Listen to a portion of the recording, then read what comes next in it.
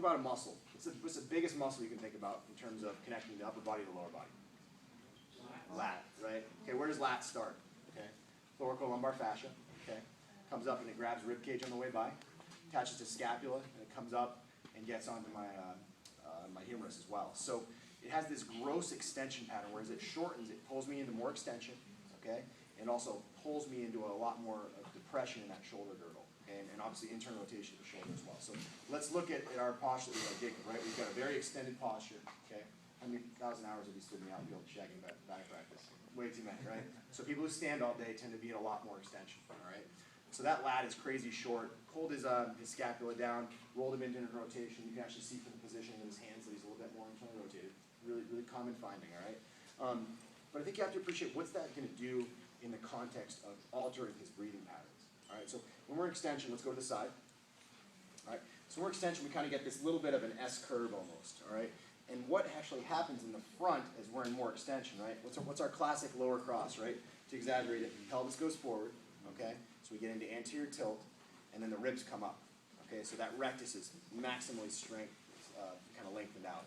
And we can trace this back to a lot of things. We can talk about why we see more stress fractures in the low back, why we're seeing more sports hernias in the front as guys get lengthened here and really dense down here, okay? But that's not what we're talking about today. But I think the bigger thing we need to talk about is the effect on that rib positioning. Okay,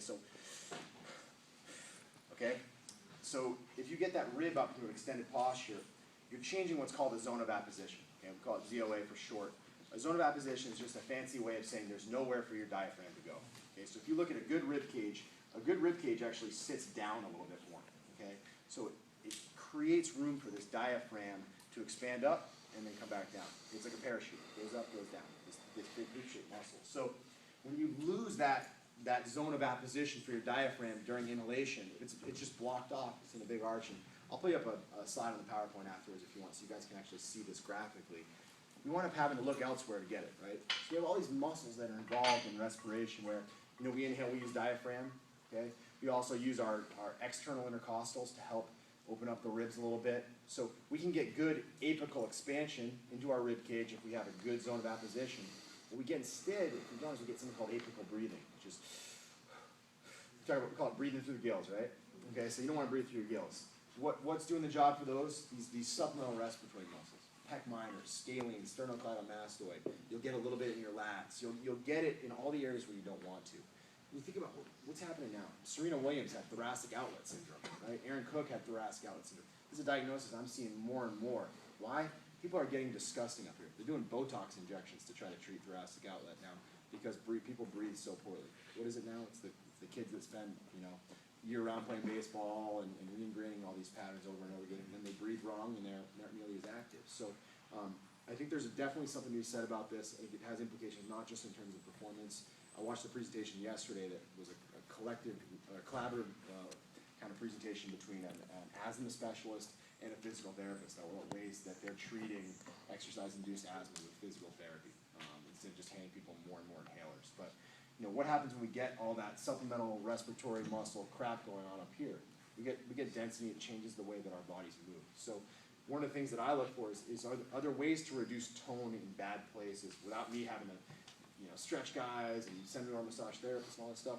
I want to teach people how to breathe correctly. So we have diaphragm and all these guys potentially helping out on the way up. What's helping to bring us down? It's our internal intercostals helping to pull us down. It's our rectus abdominis. It's our external obliques that are helping to do the job. So you have to think about it this way. Inhalation is extension, sympathetic nervous system stimulation. It's kind of that fight or flight response, so to speak. Exhalation is parasympathetic flexion. Okay, so flexion back to neutral, not flexion, I'm sitting at a desk all day and more flexion is going to make my discs explode. All right, so one of the things that we look at really, really heavily is just postural awareness and breathing early on. So there are basic things you do. Let's have you laying back in your mind. Okay. So with an exercise like this, do you got low back pain or just tightness? Okay. What else do you have? Anything else? Okay, that's the big one. So you are a very extended posture. So with a guy like this, that's kind of interesting. Let's right hand. Are you lefty? You won't be quite as good. You'll have your right hand. Do you have any right-handed players here? Right here. Nice. Do you have a stiff shoulder? Dude, I have the bad thing going on right now with my lat and rhomboid and stuff. Do it there. Come on over here.